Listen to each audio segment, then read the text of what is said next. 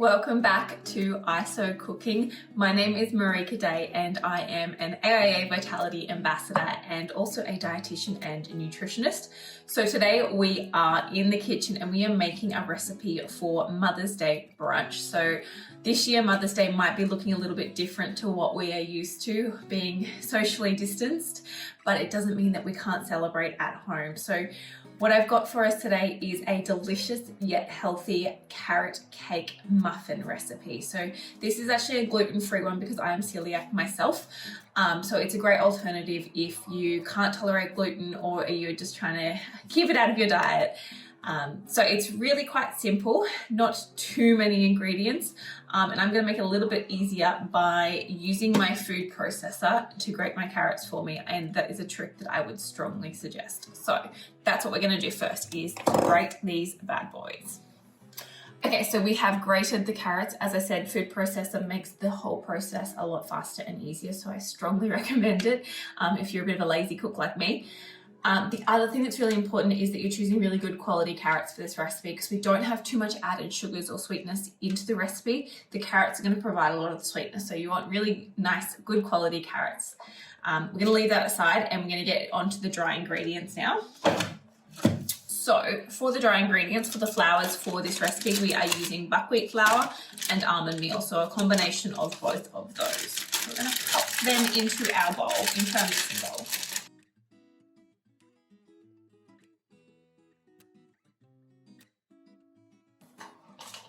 Okay, so we're going to go in with our baking powder. Now, for gluten-free cooking, I do use a lot of baking powder just to help give it some rise. So we're going to go with 3 teaspoons of baking powder.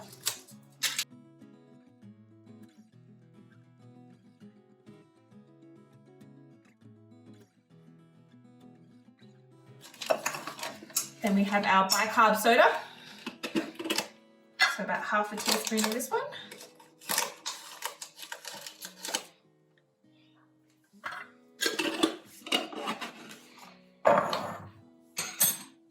And for our delicious carrot cake spices, we are going with cinnamon and nutmeg, which are obviously carrot cake flavors.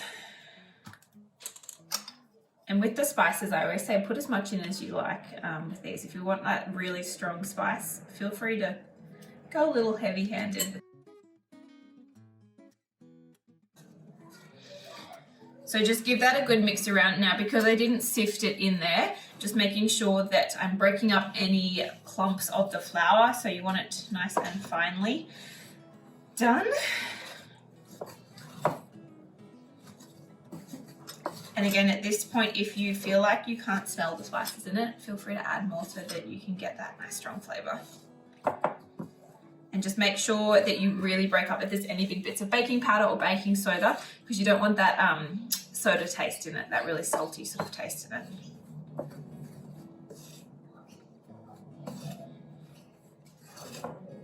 Okay, so you can see that's all nicely mixed.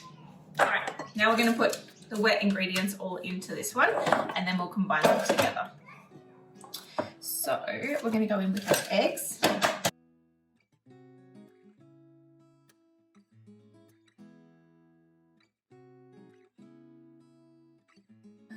Some maple syrup. So we're using pure maple syrup for the sweetness today. You could use honey, you could use a bit of sugar, and we're going to use about half a cup, but feel free to modify it if you like it a little bit sweeter or if you don't want it as sweet.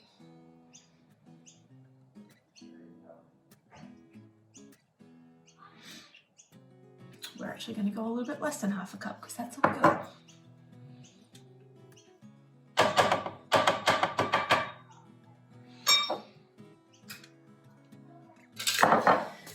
And some Greek yogurt.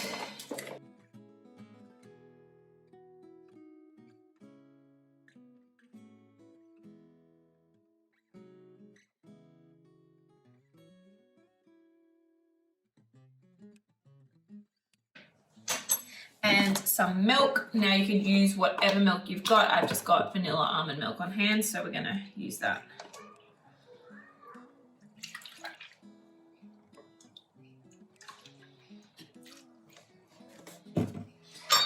And we'll give that a nice whisk. whisk, can't talk.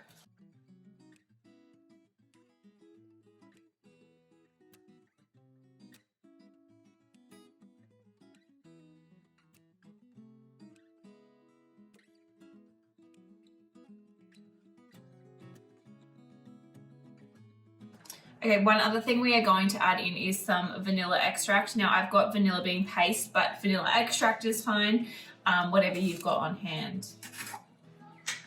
Hopefully by this stage of isolation, we have found ourselves some flour. If you're still struggling to get flour, I found almond meal is much more easily available. So feel free to swap out some of the buckwheat flour for more almond meal as well. You might just not get as much rise in the muffins because the buckwheat flour is quite good with that. So let me just find my teaspoon.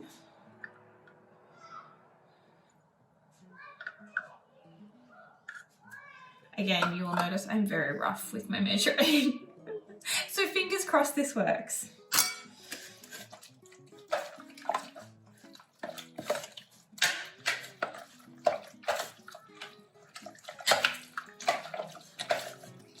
And if you wanted to make this vegan, you could absolutely make it vegan by replacing the eggs with flax eggs or chia eggs and the yogurt with a coconut yogurt as well. So really easy to swap out for vegan.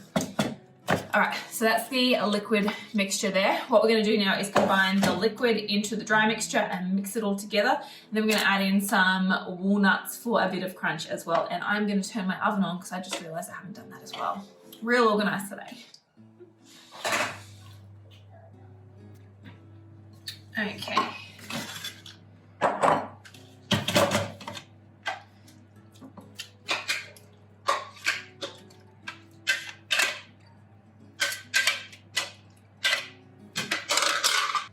Okay, so we're going to give that a good mix until it is incorporated.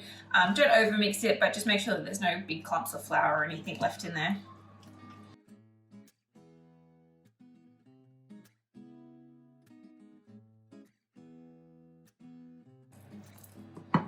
Okay, so that is our mixture. It is looking delicious. So what we're going to do now is we're going to put it into our muffin tin and pop it into the oven and let it cook, and then we will get onto the icing shortly, which is the best part of a carrot cake. Who are we kidding? Cream cheese icing.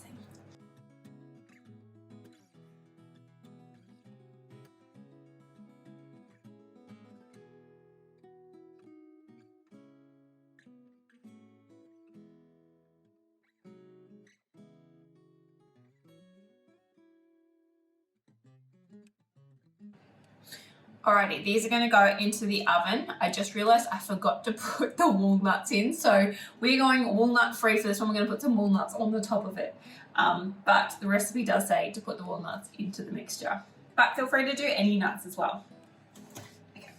Okay, so they have been in the oven for about 25 minutes. I'm going to pull them out and show you what they look like. They smell absolutely insane.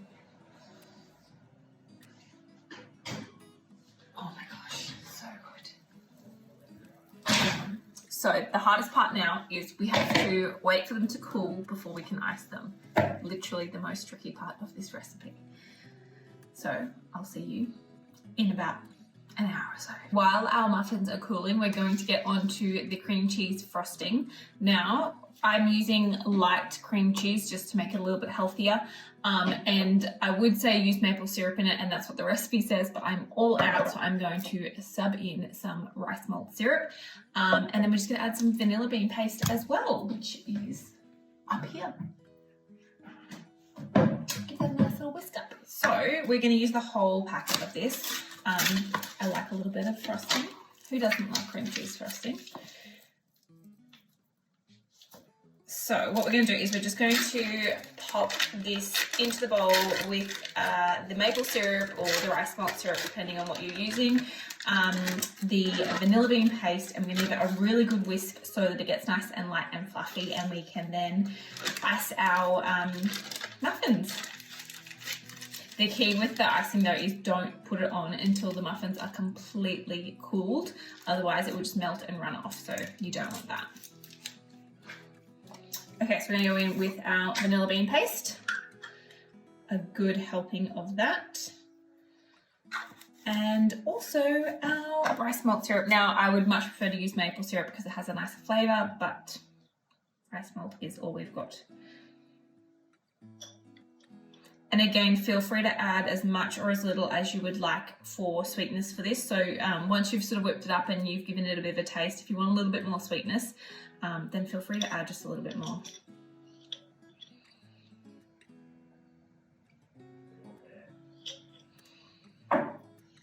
All right, we're going to give that a really good whisk up. So this is where you might need some mussels. And you also might need to loosen it a little bit with like a dash of milk or a little bit of water so that it's just a bit easier to whisk. It is easier to whisk if you leave the cream cheese sitting at room temperature as well, which I've done for the whole time while I was cooking. So it makes life a little bit easier.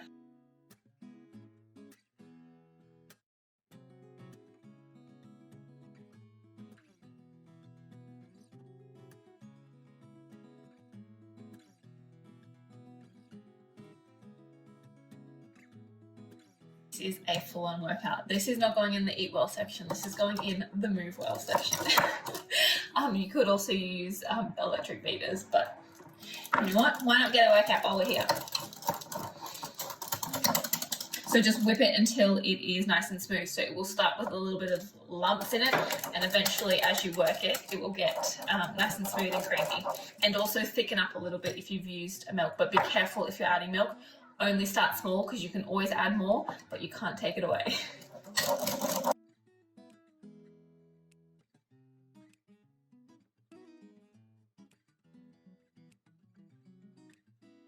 For workout, we have got some nice cream cheese frosting here. So as I said, give it a taste.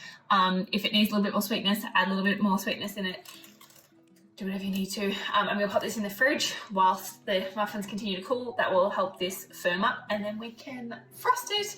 And we're going to put a few walnuts on top as well, seeing as I forgot them before. Okay, so muffins are nice and cool. Icing is done. Got some walnuts chopped to put on the top. So what we're going to do is we're going to just ice these, put the walnuts on top, and then they're ready to enjoy. Now, I wouldn't recommend icing these too far prior before serving. I find that they're best just iced just before serving them. So save this for Mother's Day morning, but feel free to make the muffins in advance and keep them in a nice airtight container.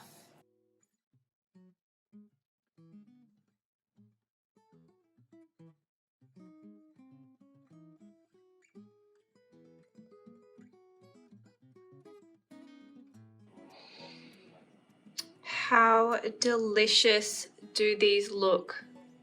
Oh my gosh, so yummy.